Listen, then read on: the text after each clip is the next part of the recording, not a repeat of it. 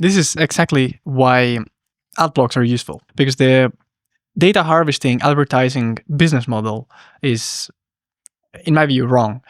If you advertise to your customers, you have an interest in the things they do, installing cookies and doing all kinds of fuckery to get as much information from your customers as possible. But if you block all that shit and you don't provide the information to the trackers, the business model starts to be less profitable. And all the attention that you had, you transfer into other places where profit starts to be doable. So if you stop paying with your information and you start paying with your cash, I think that's a much more legitimate way of, and transparent way. We go back into transparency. I think that with ad blockers, you're kind of fixing a broken market in a different way. The content that people make, if they know they're making it just to maximize viewership versus payment. So people get paid for doing YouTube videos, and I get paid for making YouTube videos. But what if instead of getting paid based on maximum viewership, I got paid based on people actually finding it valuable? If every YouTube subscriber that I had gave me 8 cents, I would make infinitely more money off of that 8 cents than I make off of YouTube in a year. Like way more. Like my CPM is ridiculously low. I'm not saying people should donate to me. I'm not asking them to. But the point is, it changes the calculus of how you do things. Instead of maximizing viewership, you're looking at maximizing value. If people were actually paying for the stuff they consumed, then you would wind up with probably a much different marketplace for news, a much different marketplace for video, a much different marketplace for content.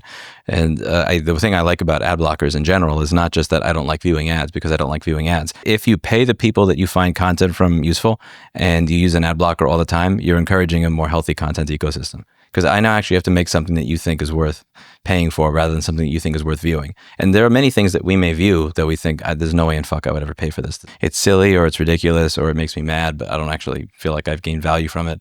So I think that if everybody used an ad block, you'd have a more healthy marketplace. And that's aside from the fact that you're dealing with all the collection of data that happens when you don't use an ad blocker. I encourage everybody to use an ad blocker because I think that you just get a better market. The only difficult thing with that is friction. The way that these systems work, when you view an ad, somebody has made money, it's tracked immediately. We would have a different internet if in 1997 there was some sort of crypto wallet that you put money into, your ISP had it, and every time you visited a website, you paid 0.0005 cents if you wanted to view something. And it was a universal thing across all websites. Because having to add my credit card, having to log in, two-factor authentication, any of that stuff is all friction. Even if you had it just so you just put the fingerprint in your phone and it automatically takes your money, which it isn't for a lot of things, that's still friction. And I think the reason that the ad solution is working isn't necessarily because people don't want to pay. It's just because it kind of takes away that friction from things. I think the seeds were sowed for this in the late 90s, early 2000s, back when people were saying $15 for a CD is way too much money. That's way too much.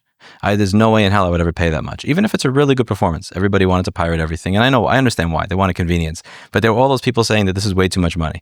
But then Gmail in 2003 or 2004 said, we are going to have a robot read through all your emails. You'll get 1 gigabyte of storage and 25 megabyte attachments. All you have to do is let us read through all your shit. And people said, sure.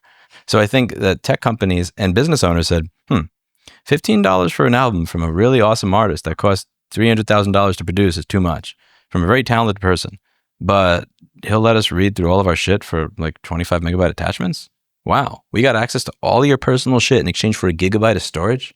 Damn. And I think that sent a signal to the market that let them know that we have a very high value on our money. We do not want to spend our money on shit, but we will definitely give up every single piece of privacy. And you're only starting to see the ripple effects of that 22 years later, when you have like Spotify patenting the ability to listen to what's going on in your environment and use it to read your emotions, and like your data getting sold from your car to insurance companies and them using that data to raise your rates and all the weird stuff that we deal with now.